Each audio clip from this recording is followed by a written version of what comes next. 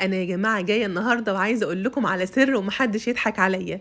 انا والله طول عمري بحلم ان انا ابويا يكون جزار، وكنت كل ما اقعد معاه كده اقول له هو انت ليه ما انتش جزار زي عمو فلان جارنا.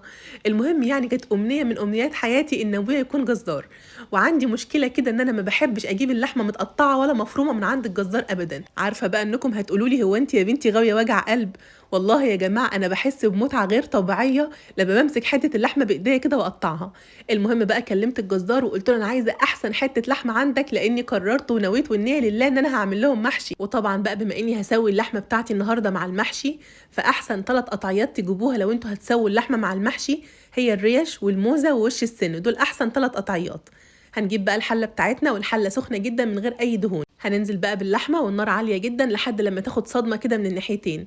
هنكون مجهزين عندنا بقى بصلتين كبار متقطعين قطع صغيره او 3 بصلات، وهنحط عليها بقى فلفل اسود ومعلقه من السبع بهارات ورشه من جوز الطيب، وهنديلهم تقليبه وهنغطي بقى ونسيبهم على نار هاديه بالظبط كده ربع ساعه.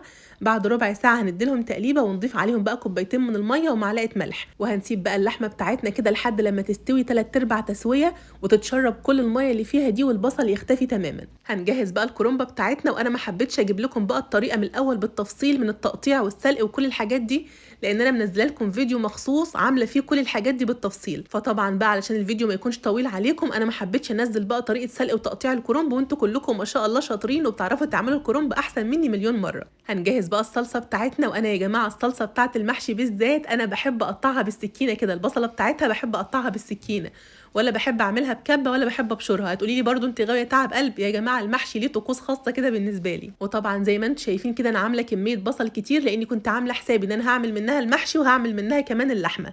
هنجيب بقى الحله بتاعتنا فيها شويه زيت كويسين كده، وعليهم معلقه كبيره من السمنه البلدي، قطعت معاهم كمان قرن فلفل حار، وطبعا ده اختياري لو مش حابين استغنوا عنه خالص.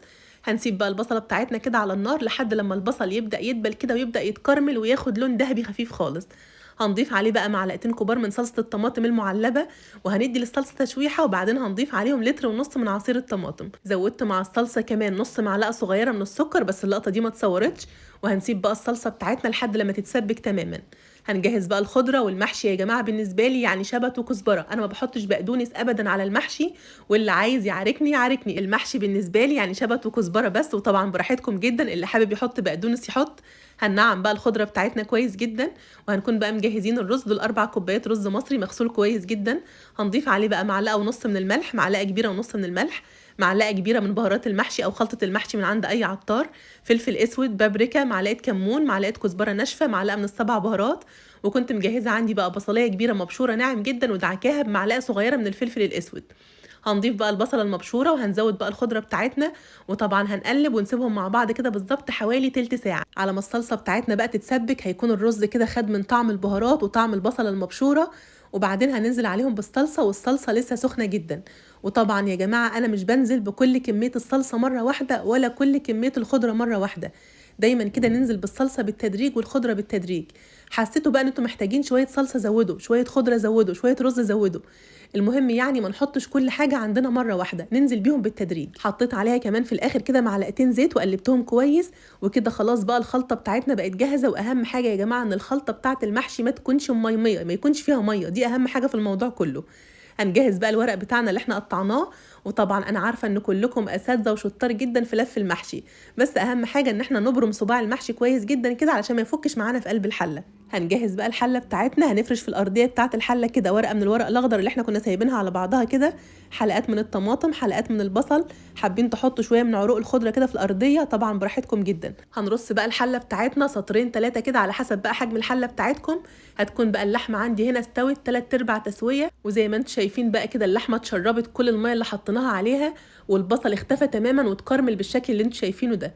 هناخد بقى اللحمه بتاعتنا ونحطها كده في نص الحله ونظبط الشكل بتاعها، ونرجع بقى تاني نكمل رص الحله بتاعتنا برضو سطرين 3 كده على حسب حجم الحله بتاعتكم، وعلى حسب ما الحله هتاخد محشي قد ايه. وبس كده خلاص بقى الحله بتاعتنا بقت جاهزه زي ما انتم شايفين كده. طب فين بقى يا مروه الشوربه؟ انا اخدت كام حته لحمه كده من وراكم من غير ما تاخدوا بالكم كده، وحطيتهم في حله تانية على النار وعملت منهم شوربه.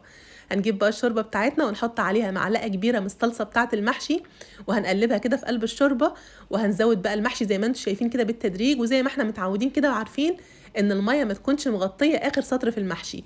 واهم حاجه يا جماعه نهز الحله بتاعتنا كويس جدا عشان نتاكد ان الميه واصله لكل جزء في قلب المحشي.